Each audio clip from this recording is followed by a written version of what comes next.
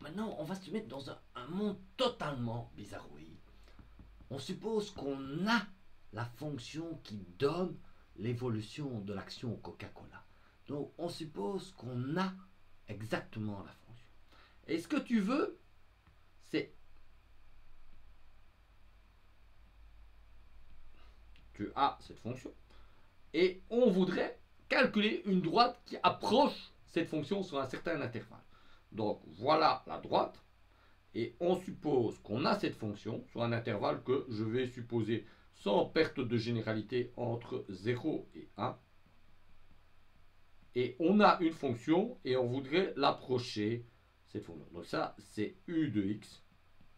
Et la fonction noire, c'est uh de x. Et on voudrait l'approcher au sens des moindres carrés, c'est-à-dire qu'on va chercher j de a et de b, tel que l'intégrale de 0 à 1 de u de x moins a de x moins b au carré est minimum. Ok? Donc tu vois que maintenant ce que je vais faire, c'est je prends la distance en tous les points ici, l'infinité de points, et je voudrais que toutes ces distances au carré, toutes ces droites au carré, soient minimales. Et c'est bien fait l'intégrale que j'ai indiquée. Alors comment est-ce qu'on fait ça? Ben, tu fais ça comme d'habitude, tu écris 0 est égal à la dérivée de j partielle par rapport à a, et tu écris que 0 est égal à la dérivée partielle de j par rapport à b. Donc ça te donne deux équations. Tu fais l'intégrale de 0 à 1, tu as le moins 2 de u de x moins ax moins b avec le x devant fois dx est égal à 0. Et tu as l'autre équation de 0 à l'intégrale de maintenant moins 2 de ux moins ax moins b dx est égal à 0. Ok? Alors évidemment, comme tantôt, tu peux simplifier les moins 2 parce que ça change rien, puisque de toute façon ça vaut 0. Et tu mets les a en évidence et que tu sors de l'intégrale et tu vas obtenir ce truc-ci. Pilou, pilou, pilou. On va un peu bouger ça pour que ce soit plus joli. Ouais, on va le mettre ici. Pilou, pilou. On a l'intégrale là.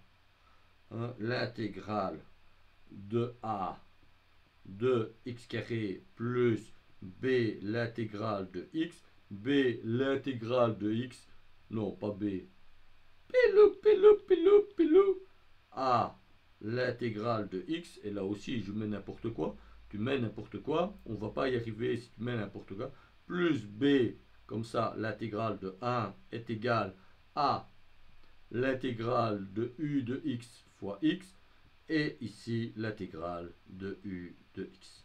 Ok? Et donc, on avait maintenant les équations normales pour ce problème-ci. Je peux les écrire sous la forme suivante.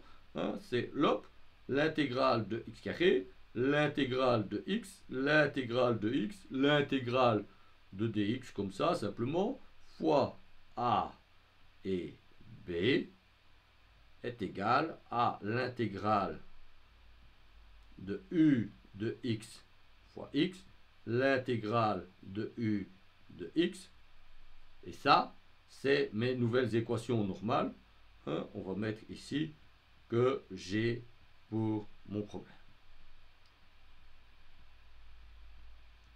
Voilà, et je vais faire une petite boîte jolie pour encadrer mes équations normales. Okay. Ça ressemble vachement à celle que j'avais obtenue avant. Si tu te souviens bien, avant, ce que j'avais obtenu, c'était ça. C'est la somme des xi au carré, la somme des xi, la somme des xi, la somme de 1 fois AB est égale à la somme des xi ui et la somme des ui. Donc ça ressemble vachement à ce que j'avais obtenu avant. Ok? Ça, c'était les équations normales que j'avais avant. Ici, les équations normale que j'avais obtenue avant. Ok? Tu vois ça? Pilou, pilou, pilou, pilou, pilou, pilou. Alors maintenant, je vais écrire sous la forme générale les équations normales dans le cas général. Alors regarde bien. J'écris d'abord le terme rouge. J'écris que la somme, alors on va essayer de faire ça proprement, de j allant de 0 à n, de l'intégrale de 0 à 1, de phi k en noir celui-là, le petit x en bleu ici, le petit phi j ici comme ça, deux parenthèses en noir comme ça là, un petit x ici, un petit dx là, fois aj, ok, est égal à l'intégrale en bleu, 0 à 1, pilou, pilou, pilou, phi k en vert, deux petites parenthèses en noir, un petit U en noir comme ça, un petit X ici en bleu, un petit X en bleu ici, un petit DX comme ceci, et toutes ces équations, c'est pour K allant de 0 à N. Ok? Alors, on va mettre celui-là un tout petit peu plus proche pour que ça soit pas trop grand. Ok? Et je suis content de mon équation. Je vais faire un petit cadre pour la mettre dans... Non, ça c'est pas beau. Là, on va la mettre dans un petit cadre, comme ça. Voilà. Et on va lui donner un nom à cette équation. On va l'appeler équation monstrette. Voilà. Alors, l'équation monstrette, voilà l'équation monstrette. Pilou, pilou, pilou. Voilà. Avec des tifs comme ça. Pilou, pilou, pilou.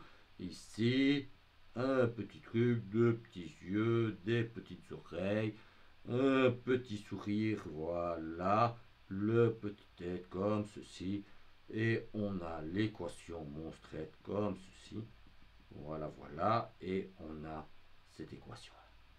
Ça, c'est l'expression intégrale de l'approximation. Alors, on va prendre l'équation monstrette, voilà, on va prendre l'équation monstrette ici, voilà, voilà, voilà.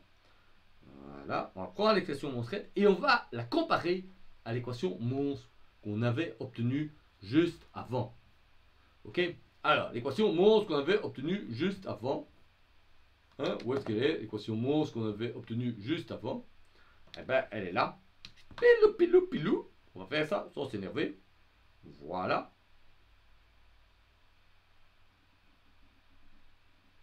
Voilà. Et on va comparer l'équation monstrette avec l'équation monstre. Et qu'est-ce que tu vois? Ben, tu vois que les deux équations se ressemblent bien et que fondamentalement, ce que tu peux dire, et c'est un message essentiel, c'est donc l'équation de la femme, copier, voilà, ouais, je voudrais le copier, voilà, et je voudrais le coller, voilà, l'équation de la femme, et l'équation de l'homme, on va prendre l'homme ici, voilà, on va copier l'homme ici, on va le coller ici, et voilà. Quel est le lien entre l'équation de l'homme et de la femme? Eh bien, on a une propriété sûre, c'est que l'équation de la femme est approchée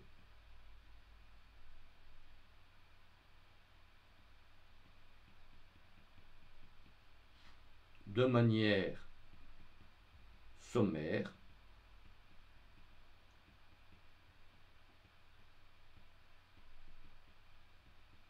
par l'équation de l'homme. Ben oui, parce que fondamentalement, qu'est-ce qu'on a fait? On a remplacé l'intégrale et on l'a estimé par l'évaluation dans un nombre grand mais fini de points. Évidemment, s'il y a un très grand nombre de points, tu vois que l'homme commence à plus ou moins ressembler à la femme. Donc, on arrive à la conclusion de ce petit podcast. on avait l'équation de l'homme.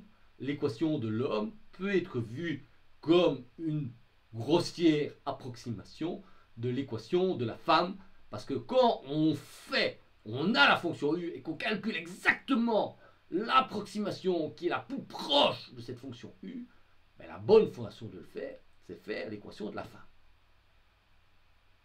Ok? Ah, le petit tablette me dit qu'il est temps que je fasse une pause dans les podcasts parce que là, elle est un peu fatiguée. Donc, on va faire une petite pause et on revient pour l'épisode suivant d'ici peu. Soyez bien attentifs, on va arriver avec de nouvelles aventures.